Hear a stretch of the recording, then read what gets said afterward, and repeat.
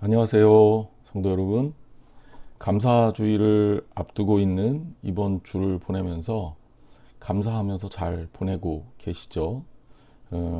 감사의 마음을 잊지 않았으면 좋겠습니다. 이번 주 속회도 역시 감사에 관한 이야기를 다시 한번 정리를 할 텐데요. 몇 가지 우리가 주일날 설교했던 내용들을 정리를 해보겠습니다. 먼저 제가 이런 말씀 드렸어요.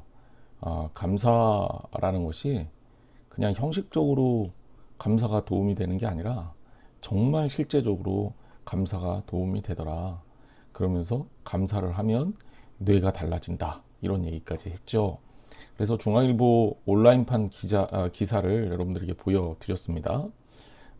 그때 이제 제가 말씀드린 얘기는 감사를 했을 때 왼쪽 전 두피질이 활성화되면서 부정적인 감정보다는 긍정적인 감정으로 그리고 삶의 변화가 일어난다 라는 것이었습니다. 이거는 이제 과학자들이 검증을 한 거니까 실제적으로 그렇다는 거죠.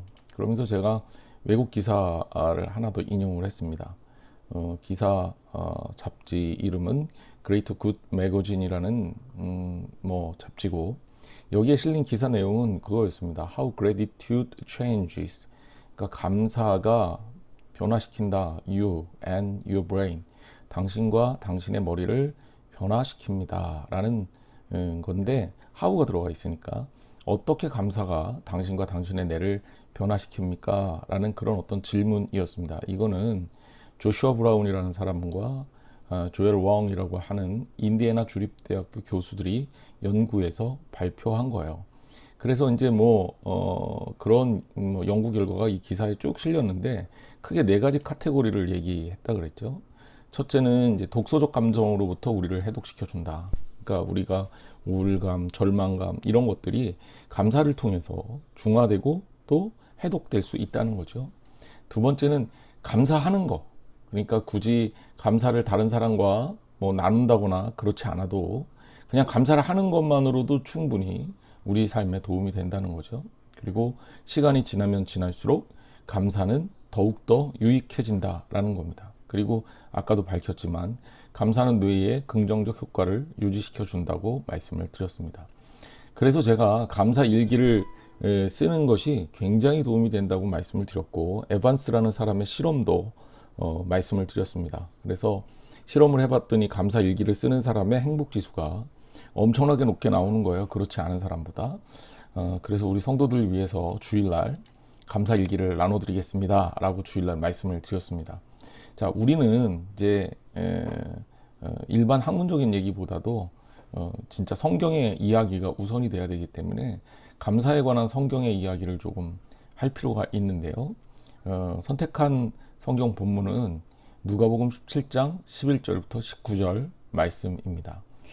내용은 간단해요. 여기에 나오는 내용을 보면 예수님께서 예루살렘으로 내려가시다가 사마리아와 갈릴리 사이의 경계를 지나가셨고, 이 경계를 지나가다가 10명의 문둥병자를 만납니다.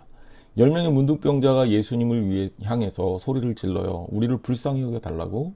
그때 예수님이 그들의 이야기를 듣고 대답하신 것이 가서 너희 몸을 제사장에게 보여라 라는 거였습니다. 주일날도 잠깐 말씀을 드렸지만 제사장은 문둥병을 판단하는 유대 율법에 의한 최고의 권위자였어요. 그러니까 제사장에게 보여라 라는 얘기의 전제는 뭐냐면 너희들이 나음을 입을 것이라 라는 거였어요. 그래서 그들이 예수님 말씀대로 제사장에게 달려갑니다. 달려가다가 그들의 몸이 나은 것을 알게 되죠. 그런데 이 그들의 몸이 나은 것을 알았던 사람들 중에 9사람은 그대로 제사장에게 달려가서 자기가 원했던 가족과 사람들과 교제하고 그들의 사회로 복귀를 했습니다. 그런데 그 중에 한 사람은 제사장에게 달려가던 길을 멈췄어요. 그리고 예수님을 떠올리고 예수님께 돌아옵니다. 이 돌아오는 한 명의 문둥병자가 돌아오는 결단을 했을 때 그에게 일어난 변화를 통해서 우리는 굉장히 중요한 부분을 읽을 수가 있어야 돼요. 그것은 뭐냐면 첫째는 감사가 먼저라는 사실입니다. 즉 제사장에게 쫓아가서 몸이 나은 걸 보여주는 게 나병 환자들에게는 최고의 그 급선무일 수는 있어요. 그리고 실제로 그들에게 가다가 나음을 입었으니 얼마나 좋은 일입니까? 그런데 문제는 예수님께 감사할 수 있는 것이 이들에게 먼저여야 한다는 거죠. 놀랍게도 유대인들 어느 누구도 예수님께 돌아오지 못했고요.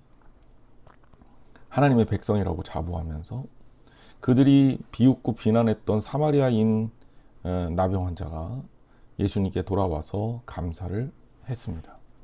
예수님은 그 아쉬움을 이렇게 표현했죠. 예수께서 대답하여 이르시되 10사람이 다 깨끗함을 받지 아니하였느냐? 그 9은 어디 있느냐? 이 얘기는 바로 과연 10사람이 다 감사해야 되는 것 아니겠느냐라는 예수님의 역설적인 멘트였습니다. 그렇습니다. 다른 어떤 일보다도 하나님께 드리는 감사가 최우선순위여야 된다라는 겁니다. 또 하나 우리가 체크해야 될 게 있습니다. 이 한 명이 돌아와서 감사한 대상이 바로 그의 병을 고쳐준 예수님이에요. 여기 우리가 금방 알 수 있죠. 예수의 발 아래 엎드려 감사했다. 자, 이게 우리가 감사의 대상이 누구여야 하는지를 그대로 보여주고 있는 말씀입니다. 여러분, 물론 감사의 대상이 사람일 수도 있고 또 여러 가지 환경일 수도 있어요. 하지만 감사의 온전한 유일한 최고의 대상은 바로 우리 예수님이십니다. 자, 이 나병 환자의 병을 고쳐주신 이가 예수님이잖아요. 당연히 예수님께 와야죠. 근데 수많은 사람들이 감사의 대상을 잘못 선정하고 있는 경우가 참 많은 것 같아요. 우리 믿음의 성도들은 절대 그래서는 안 되는 겁니다. 세 번째는 감사를 할 때는 하여튼간 최고로 감사를 할 줄 알아야 돼요. 자, 나병 환자가 돌아옵니다. 돌아오는데 어떤 모습으로 돌아오느냐? 성경에 보면 큰 소리로, 보세요. 큰 소리로 하나님께 영광을 돌리며 돌아왔다. 자, 큰 소리로 하나님께 영광을 돌리며 돌아왔다. 사람 의식하지 않았다는 거예요. 그 다음에 예수의 발 아래 엎드려 감사했다. 이것 역시 자신이 낮아지고 겸손한 종의 모습을 예수님 앞에 보였습니다. 체면 생각하지 않았고요. 환경 생각하지 않았습니다. 또 그 자신이 스스로 높다고 생각하지 않았어요. 예수님께 기꺼이 내가 종입니다 라고 선언할 정도로 겸손했어요. 최고의 감사는 어떤 거냐? 하나님께 진심으로 해야 돼요. 정말 중심이, 마음의 중심이 예수님께 향해 있어야 됩니다. 그리고 또 하나의 최고의 감사는 뭐냐? 겸손해야 돼요. 교만한 자는 하나님께 온전하게 겸손할 수 없습니다. 자, 결론적으로 말씀을 드리겠습니다. 감사주의를 앞두고 여러 가지 감사에 대한 이야기를 할 수는 있어요. 그렇지만 무엇보다 우리가 성경에서 만나는 온전한 감사에 대해서 생각해 봐야 된다는 거죠. 우리가 감사의 기회를 놓쳐버리면 안 된다는 것을 꼭 기억했으면 좋겠어요. 사실 예수님은 그때 그 자리에서 이동 중이셨고 예루살렘으로 향해 가셨습니다. 그리고 예수님은 예루살렘에서 그의 생의 마지막을 보내게 되죠. 그리고 십자가에 달려 돌아가십니다. 10명의 나병 환자가 우리가 고침을 받았지만 우리 문제를 해결하고 그리고 감사는 나중으로 미루자라고 했을 때 그들은 예수님께 감사할 수 있는 기회를 다 놓치고 만 겁니다. 그렇지만 이 한 명의 나병 환자, 사마리아인 나병 환자는 예수님께 돌아와서 감사를 했고 심지어 예수님은 그를 가리켜서 뭐라고 말씀하냐면 내 믿음이 너를 구원하였다라고 구원에 대한 선언까지 해주십니다. 그럼 결국 이 이야기는 어떻게 되는 거냐면 육신의 병은 고쳤을지 몰라도 9명은요, 나머지 9명은 영적 구원을 얻지 못했어요.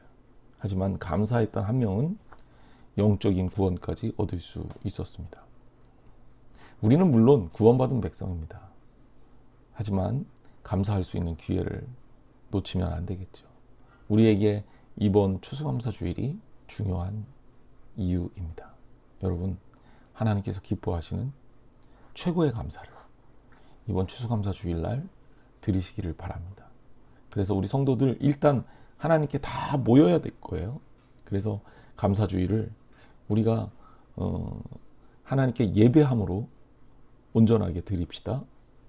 또 감사주일을 두 번째는 하나님께 예물로 드립시다. 그리고 신령과 진정으로 정말 기쁨으로 하나님께 감사하는 저와 여러분들이 되기를 주님의 이름으로 축원합니다. 그래요. 매일매일이 여러분에게 최고의 감사의 나날들이 되기를 축복합니다.